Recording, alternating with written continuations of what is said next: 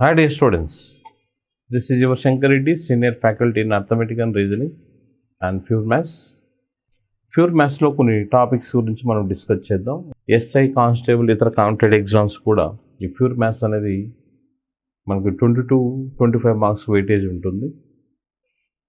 So ఈ progressions శ్రేణులు అనేది మనం ముఖ్యంగా అట్లీస్ట్ ప్రతి కాంపిటేటివ్ ఎగ్జామ్లో ఒక క్వశ్చన్ అడుగుతూ ఉంటాడు. ఒకటి అడగచ్చు, అడగకపోవచ్చు కూడాను. అడిగితే 1-2 క్వశ్చన్లు అడగడానికి అవకాశం అనేది ఉంటుంది. ఏదేమైనా కూడా ప్రతి మార్క్ మనకు ఇంపార్టెంట్ కాబట్టి each mark is very very important to get what you job. So therefore ప్రతి టాపిక్ని కూడా మనం క్షుణ్ణంగా మనం నేర్చుకున్నట్లయితే టాప్ పొజిషన్లో ఉండడానికి అవకాశం అనేది ఉంటుంది. ఆ ఉద్దేశంతో మేనేజ్మెంట్ మీకు అవకాశం కల్పిస్తుంది. దీన్ని కూడా మీరు సద్వినియోగపరచుకుంటారని నేను కోరుకుంటున్నా. ప్రోగ్రెషన్స్ అంటే మనం ఆల్రెడీ చదువుకున్న టాపిక్. మనకి 9th 10thలో మనకి ప్రోగ్రెషన్స్ అనేవి శ్రేణులు అంటాం. వాటిని శ్రేణులు అంటాం. శ్రేణి అంటే పరిమిత పదాల అమరిక.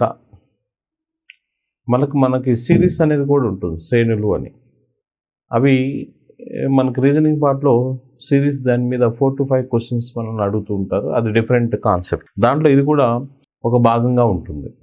ఇది ప్రోగ్రెషన్స్ అనేది ఒక ఏంటంటే డిఫరెంట్ పార్ట్. ముఖ్యంగా ఈ ప్రోగ్రెషన్స్ని 3 రకాలుగా వర్గీకరిస్తారు. Arithmetic progression, geometric progression and harmonic progression. మనకు ముఖ్యంగా ఈ ప్రోగ్రెషన్స్లో 2 మనకి ఇంపార్టెంట్గా భావిస్తాం. Arithmetic progression and geometric progression. Progression అంటే మనం ఏం చెప్తాం? శ్రేణులు. శ్రేణులు in the sense nothing but శ్రేణి అంటే శ్రేణి అని అర్థం. అది ఆరోహణాన క్రమంలో ఉండొచ్చు, అవరోహణాన క్రమంలో ఉండొచ్చు. మరి ఆ శ్రేణులు కూడా డిఫరెంట్ టైప్స్లో మనం డివైడ్ చేసుకోవడానికి అవకాశం ఉంటుంది. అవి arithmetic progression, geometric progression, harmonic progression. మనకి ఎగ్జామినేషన్ పాయింట్ ఆఫ్ వ్యూలో ఎక్కువగా కవర్ అయ్యేది అర్థమెటిక్ అండ్ వాటి జామెట్రిక్ ప్రోగ్రెషన్. మరి ఇక్కడ ఈ అర్థమెటిక్ ప్రోగ్రెషన్ ఏం చెప్తుంది అనేది చూస్తే ఫస్ట్ బేసిక్స్లోకి వెళ్దాం మనం.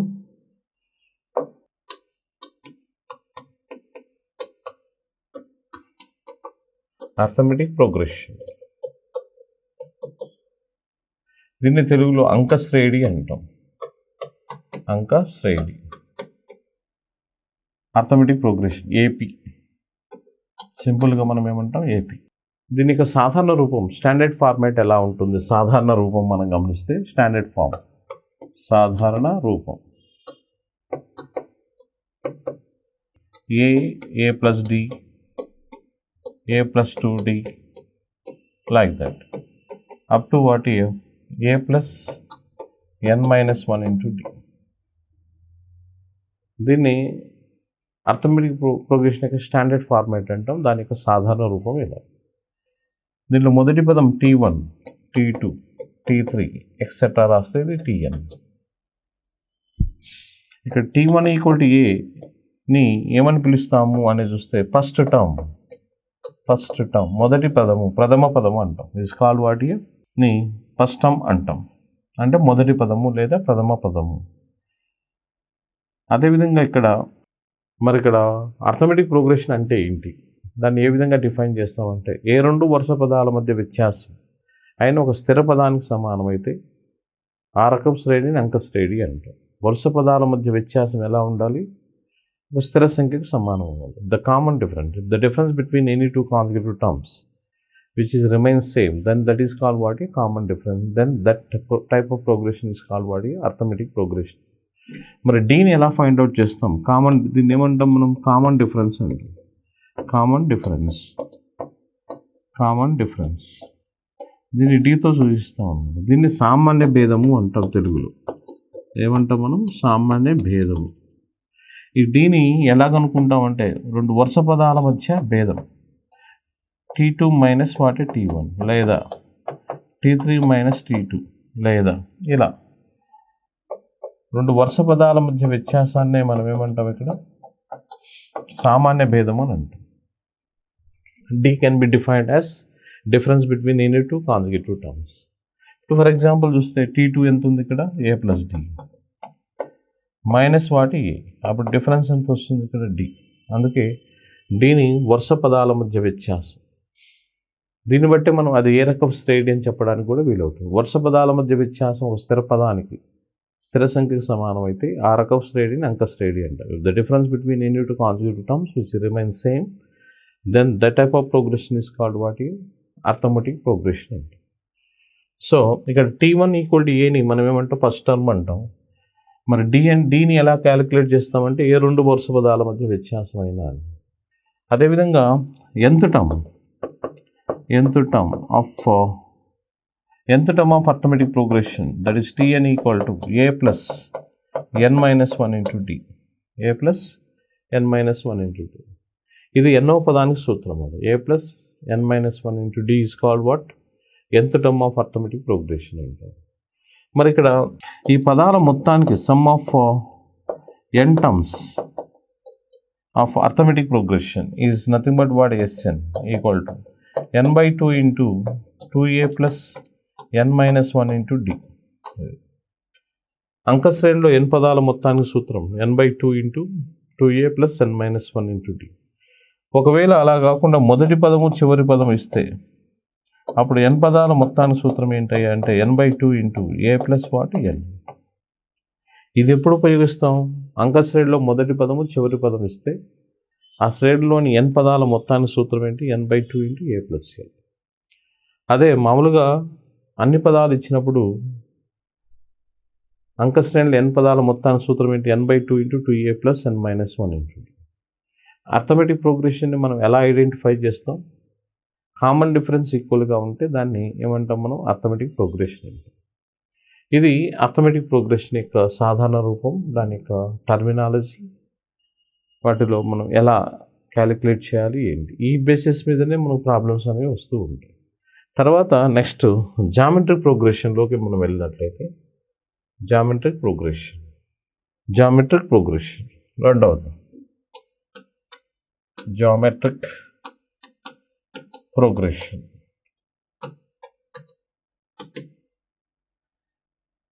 జీపీ అంటాం. దీన్ని గుణశ్రేణి అంటాం. తెలుగులో గుణశ్రేణి. అంకశ్రేణి అంటే సామాన్య ఇది వరుస పదాల మధ్య వ్యత్యాసం ఒక స్థిర సంఖ్యకు సమానమైతే దాన్ని అంకశ్రేణి అంటాం. మరి జామెట్రిక్ ప్రోగ్రెషన్ ఎలా గుర్తుపడతాం? దానికి డెఫినేషన్ ఏంటి అంటే శ్రేణిలో ఏ రెండు వరుస పదాల మధ్య నిష్పత్తి ఒక స్థిర సంఖ్యకు సమానమైతే ఆ రకం శ్రేణిని గుణశ్రేణి అని అంటాం. దీనికి స్టాండర్డ్ ఫార్మాట్ ఏంటి అనేది చూస్తే AR square AR cube like this up to what a into r power n minus 1 అంట. ఇది దీని యొక్క సాధారణ రూపం. ఇక్కడ దీన్ని ఫస్ట్ మొదటి పదము, రెండవ పదము, మూడవ పదము, నాలుగవ పదము అలా రాస్తూ పోతే ఇదేమవుతుంది ఎన్నో పదానికి సూత్రం అవుతుంది. సో ఇక్కడ T1 equal to a is called ఏమంటాం మనం ఫస్ట్ టర్మ్ అంటాం, ప్రథమ పదము అని అంటాం. How to get what R value? Common ratio, దాన్ని ఏమంటాం సామాన్య నిష్పత్తి అంటాం. కామన్ రేషియో సామాన్య నిష్పత్తి అంటే జనరల్గా ఆర్తో చూపిస్తాం అనమాట. Ratio for what are for ratio. ఏ రెండు వరుస పదాల మధ్య నిష్పత్తి అంటే T2/T1 or T3/T2 or T4/T3 like this up to this is nothing but what Tn minus 1. ఇప్పుడు ఫర్ ఎగ్జాంపుల్ T2 తీసుకున్నాం. T2/T1 అంటే ఇక్కడ చూడండి AR బై ఎంత ఏ క్యాన్సిల్ అయితే ఏమొస్తుంది ఇక్కడ ఏ రెండు వరుస పదాల మధ్య నిష్పత్తి ఒక స్థిర సంఖ్యకు సమానమైతే ఆ రకం శ్రేణిని మనం ఏమంటాం గుణశ్రేణి అంటాం. అదే ఏ రెండు వరుస పదాల మధ్య భేదం సమానంగా ఉంటే దాన్ని అంకశ్రేణి అని అంటాం. ఎస్, మరి ఇక్కడ T1 మొదటి పదం అంటే ఏంటి? ఇక్కడ ఆర్ వాల్యూ ఎలా కనుక్కుంటాం? ఏ రెండు వరుస పదాల మధ్య నిష్పత్తి అంటే ఏంటి? నథింగ్ బట్ భిన్నము అని, రెండవ పదము బై మొదటి పదము అని. ఇక nth టర్మ్ అనేది ఏంటి? ఇక్కడ nth term can be defined as Tn equal to a into r power n minus 1. అక్కడ nth term in arithmetic progression అయితే a plus n minus 1 into d. ఇక్కడ ఇది. ఇంకా సమ్ ఆఫ్ ఎన్ టర్మ్స్ అనేవి మనం గమనిస్తే అవి ఆర్ మీద డిపెండ్ అయి ఉంటాయి. సమ్ ఆఫ్ ఎన్ టర్మ్స్ అనేవి S N equal to a into r power n minus 1 by r minus 1. ఇది ఎప్పుడు అంటే if r is greater than 1 అయినప్పుడు. సామాన్య నిష్పత్తి 1 కంటే పెద్దది అయినప్పుడు ఎన్ పదాల మొత్తానికి సూత్రం ఏంటి అంటే a into r power n minus 1 by r minus. అదేవిధంగా S N equal to a into 1 minus r power n by 1 minus r. ఇది ఎప్పుడు ఉపయోగిస్తామంటే if r is less than 1 అయినప్పుడు. ఇది ఎన్ పదాల మొత్తానికి సూత్రం అండి. సో కాబట్టి ఇక్కడ అంకశ్రేణి అంటే ఏంటి, గుణశ్రేణి అంటే ఏంటి, వాటి యొక్క స్టాండర్డ్ ఫార్మాట్స్ ఎలా ఉంటాయి, వాటి ఎంత టర్మ్ ఏ విధంగా ఉంటుంది, సమ్ ఆఫ్ ఎన్ టర్మ్స్ని మనం ఏ విధంగా మనం ఉపయోగిస్తాము అనే దానికి ఈ క్లారిఫికేషన్. వీటిని బేస్ చేసుకొని మనకి మామూలుగా ప్రోగ్రెషన్స్ నుంచి అడిగితే ఒక క్వశ్చన్, అంతకంటే లేదా 2, అంతకంటే ఎక్కువ క్వశ్చన్స్ అడగడు. కాకపోతే అవి కూడా ఎందుకు మిస్ అవ్వాలి అనే ఉద్దేశంతో మనం దీన్ని డీల్ చేయడం అనేది జరుగుతుంది. ఓకే, ఇవి వాటికి సంబంధించిన బేసిక్స్గా మనం గమనించినట్లయితే మనం టాపిక్స్లోకి వెళ్ళినాం అనుకోండి, ఏమొస్తుంది అనేది చూస్తే చూడండి. ద అర్థమెటిక్ ఏఎం అంటే అర్థమెటిక్ మీన్ బిట్వీన్ 1/2 అండ్ 1/3. 1/2 మరియు 1/3ల మధ్య అంకమధ్యమము ఎంత అని అంటున్నాడు. అంకమధ్యమం అంటే అర్థమెటిక్ మీన్ అంటే యావరేజ్ అని అర్థం. Some of identities divided by number of identities. మరి ఇక్కడ అర్థమెటిక్ మీన్ అంటే ఏంటి, మధ్యము. అర్థమెటిక్ మీన్ అంటే మీన్ అంటే ఏంటి, యావరేజ్ అంటే number of identities divided by ఏంటి ఇక్కడ some of identities divided by number of identities. So therefore AM equal to 1/2 plus 1/3 divided by what 2. దీన్ని సింప్లిఫై చేస్తే మనకి పైన ఎల్సిఎం ఎంత వస్తుంది, 6. 2 3 2 దీంట్లో 3 సార్లు పోతుంది, 3 అనేది 2 సార్లు పోతుంది, బై ఎంత 2. అంటే ఎంత వస్తుంది చూడండి ఇక్కడ 5 బై. ఈ 6 కిందికి వస్తుంది కాబట్టి 6 × 2 ఎంత వస్తుంది ఇక్కడ 5/12. సో కాబట్టి ఆన్సర్ ఏంటి, ఇది అర్థమెటిక్ మీన్.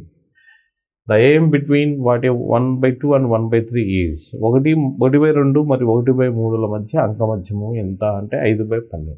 అంకమధ్యమం అంటే అర్థమెటిక్ మీన్ అంటే మీన్ అన్నట్టు. మీన్ అంటే ఏంటి, యావరేజ్ అంటే ఏంటి, some of identities divided by number of identities. రాసుల మొత్తము బై రాసుల సంఖ్య. అంటే ఈ రెండింటికి సరాసరి కనుక్కోమని అర్థం. అంటే ఎంత, అది 5/12. Okay, next one.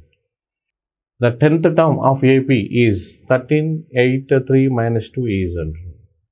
13, 8, 3 - 2 etcetera. This is nothing but what, etcetera. ఇది కూడా ఏంటి, ఈజ్.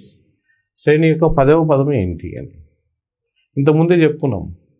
అది అంకశ్రేణి అయింది అని అంటే ఎన్నో పదాన్ని సూత్రం ఏంటి, A + n - 1 × D.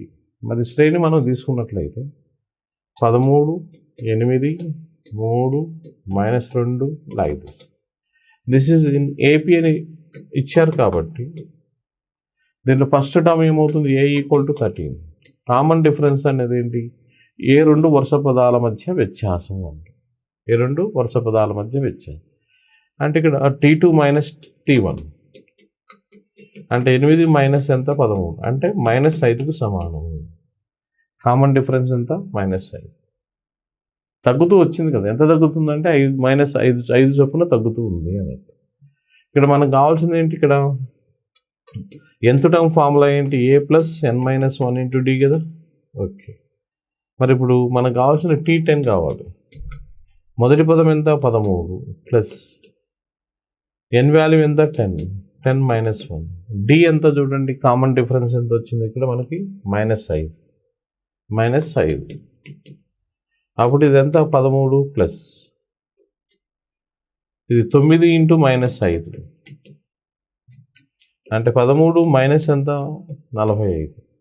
ఈ డిఫరెన్స్ ఎంత, పెద్దదానికి ఏ గుర్తుంటే అది వస్తుంది కాబట్టి 5లో 3 పోతే 2, 4లో 1 పోతే 3 అంటే ఎంత వస్తుంది, -32 అన్నట్టు. So answer is what is this. అలా రాస్తూ పోతే మనకేమొస్తుంది, 10వ పదం ఎంత అంటే అవునా కాదా చూద్దాం. చూడండి, ఆర్ అదర్వైజ్ 13, 8, 3 -2 -5 చొప్పున తగ్గిస్తూ రావాలి కదా. అప్పుడు ఏమవుతుంది? -7 -12 తర్వాత -17 -22 తర్వాత -27 తర్వాత 5 కలిపితే ఎంత? -32. ఇప్పుడు చూడండి 1 2 3 4 5 6 7 8 9 10 10th టర్మ్ ఏమవుతుంది ఇక్కడ? -32 అని.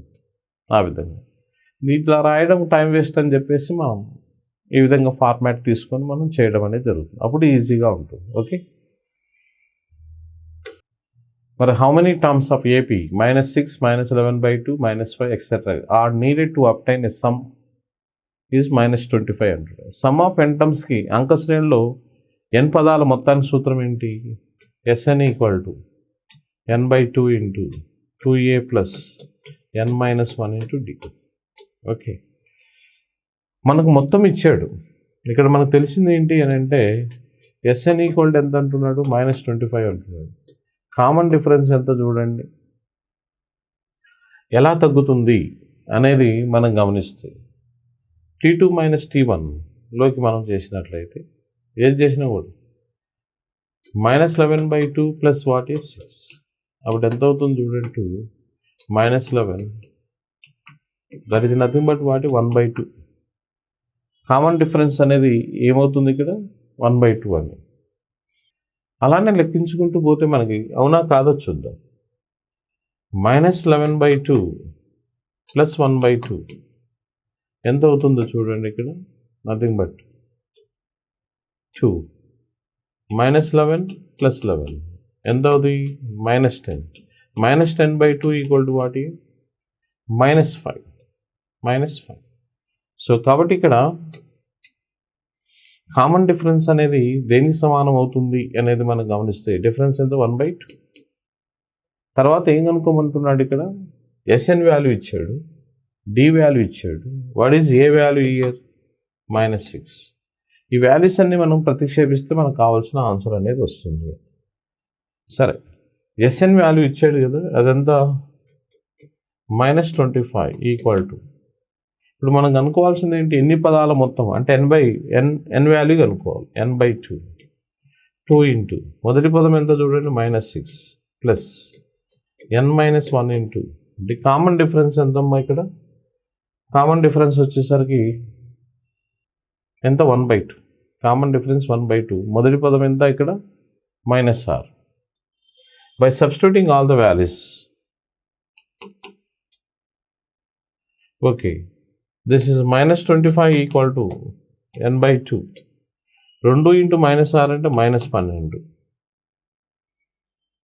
ఇక 1/2 తోటి భాగించాలి కాబట్టి ఇక్కడ ఓకే n/4 కదా value. By substituting that values we can get that. ఇక్కడ ఏ వాల్యూ కరెక్ట్ అవుతుంది అనేది మనం గమనించినట్లయితే n వాల్యూ రాసుకుంటే మనకు తెలిసిపోతుంది అది ఎన్ని పదాల మొత్తం -25 అవుతుంది అనేది. సొల్యూషన్లో భాగంగా రాస్తే by substituting that values here it is nothing but +n/2 minus 1/2. So దానికంటే ప్రతిక్షేపణ పద్ధతి అనేది మనకు చాలా ఈజీగా ఉంటుంది. ఓకే, 2 12s ఎంత? 24. -24 -1 -25/2 ప్లస్ ఎంత? n/2. Our target is to find what n value year.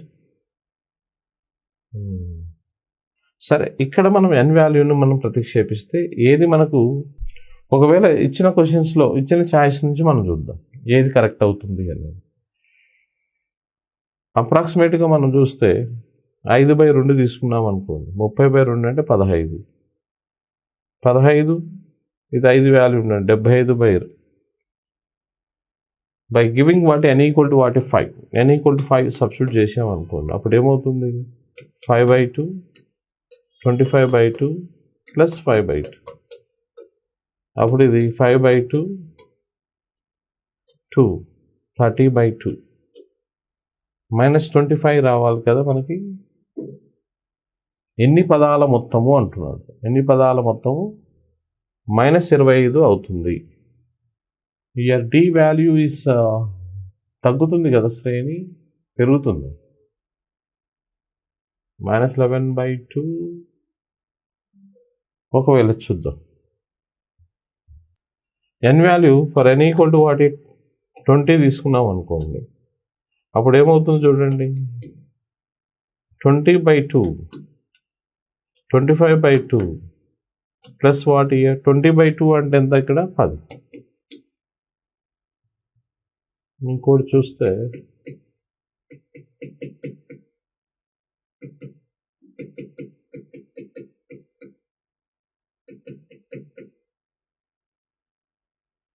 (1/2) d equal to 1/2 10 -25 రావాలి కదా మనకి. ఇప్పుడు తప్పు చేసాం కదా. -12 -12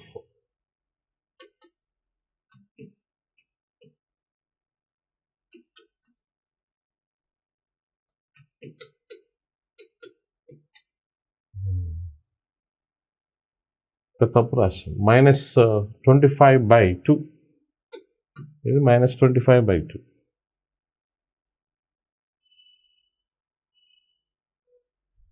సారీ, -25/2. ఇప్పుడు దీంట్లో ఇంతవరకు ఓకే. ఇప్పుడు వాల్యూస్ మనం సబ్స్టిట్యూట్ చేస్తే మనకు ఎన్ని పదాల మొత్తము -25 అవుతుంది అని అంటే చాయిస్ ప్రకారం మనం చూసుకున్నట్లయితే, లేదంటే మనం ఎలిమినేట్ చేస్తే మనకు క్వాడ్రాటిక్ ఈక్వేషన్లోకి వెళ్తుంది. కాబట్టి by substituting the values then how to get this అనేది మనకు చూస్తే కొన్ని రౌండెడ్ వాల్యూస్ మనం తీసుకోవడానికి ప్రయత్నం చేయండి. ఒకవేళ ఏ అనేది ఫిట్ ఆఫ్ అట్టా చూద్దాం. n ఈక్వల్ టు ఏమంటున్నాడు 10. ఇది ఫిట్ ఆఫ్ అట్టా చూస్తే -25 10/2 -25/2 ప్లస్ వాట్ 10/2 అంటే 5. ఇది ఏమవుతుంది ఇక్కడ 5. అప్పుడు ఏమవుతుంది ఇక్కడ 2 5లు 10 అంటే -15 ఎంత 2. This is not equal to what -25. కాబట్టి అది తప్పు. అంటే ఏ ఆప్షన్ అనేది మనకేమవుతుంది రాంగ్ అని. అలా థర్డ్ ఆప్షన్కి మనం వచ్చామనుకోండి. థర్డ్ ఆప్షన్కి వస్తే థర్డ్లో ఏముంది ఇక్కడ 5 ఆర్ వాట్ 10 అంటున్నారు. 5 ఆర్ 10 బై సబ్స్టిట్యూటింగ్ వాట్ ఇక్కడ n వాల్యూ 5 రాసామనుకోండి. ఏమవుతుందో చూడండి, -25 ఈక్వల్ టు 5/2 ఇంటూ -25/2 ప్లస్ ఎంత 5/2. దీన్ని సింప్లిఫై చేస్తే 5/2 LCM is 2. అప్పుడు ఏమవుతుంది -20.